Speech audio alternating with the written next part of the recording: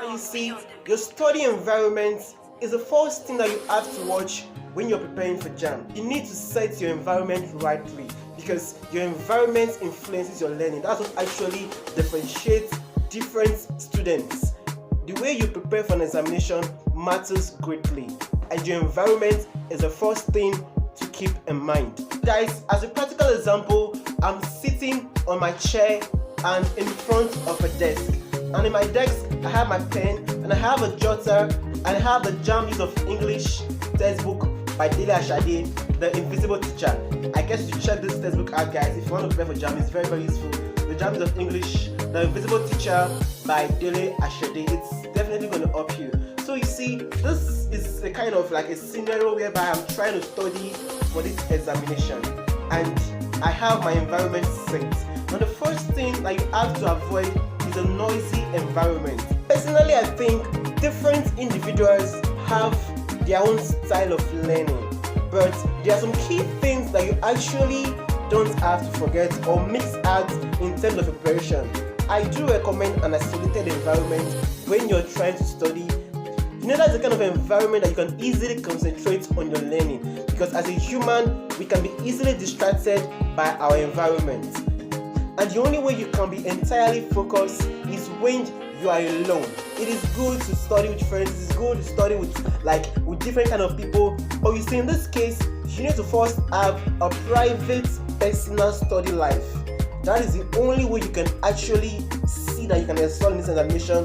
Before you can think of trying to study with your friends, you need to have a personal study life. No, it doesn't have to be in your room. It just has to be a quiet environment. Probably in the school after lectures when no one is around. Probably in the church when you're all alone. A lot of students like giving excuses like, okay, they're always busy, they're at work, they are always running errands for their family, and so they don't have enough time to get to read. You see, that is an excuse. And let me tell you the meaning of excuse. Excuses are lies wrapped up in reasons. So stop giving silly excuses for you not studying. You should be able to schedule at least 2 hours, least 2 hours minimum for your preparation. Now, if you're not studying any less than 2 hours a day for this examination, forget about scoring anything 300, 350, 270 is too far from you. So you need to at least study 2 hours minimum a day. Take light food, guys, before studying. Now, don't for any reason take strong fruits when you want to study. You need to eat lightly if you want your brain to be sharp during study. You know, you can actually take chocolate because chocolate helps makes the brain sharp during study. And apart from chocolate, you can also think about eating fruits like apple, banana, and those kind of fruits.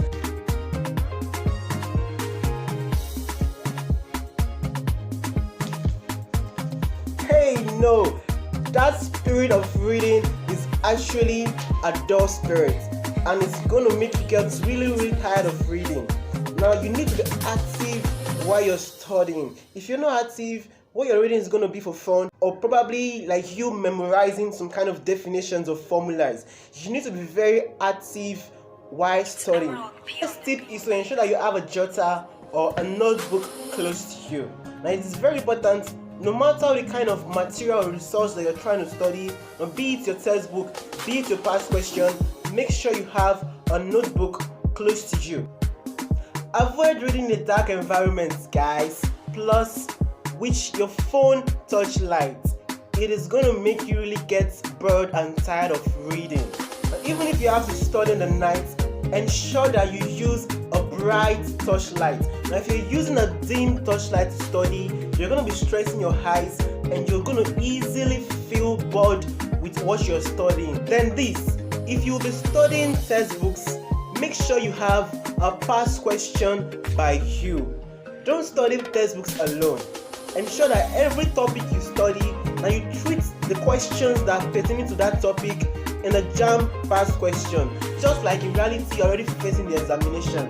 So don't just study definitions alone. Ensure that you treat past questions along with every topic that you treat. And finally, always do researches online. Don't base your preparation alone on textbooks. And please, for no reason should you cram definitions or formulas.